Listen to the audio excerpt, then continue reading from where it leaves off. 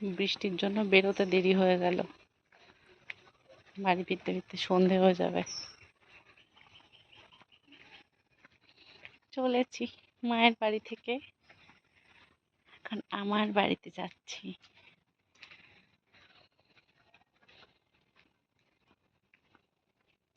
এটা আমাদের পাড়ার একটা মন্দির।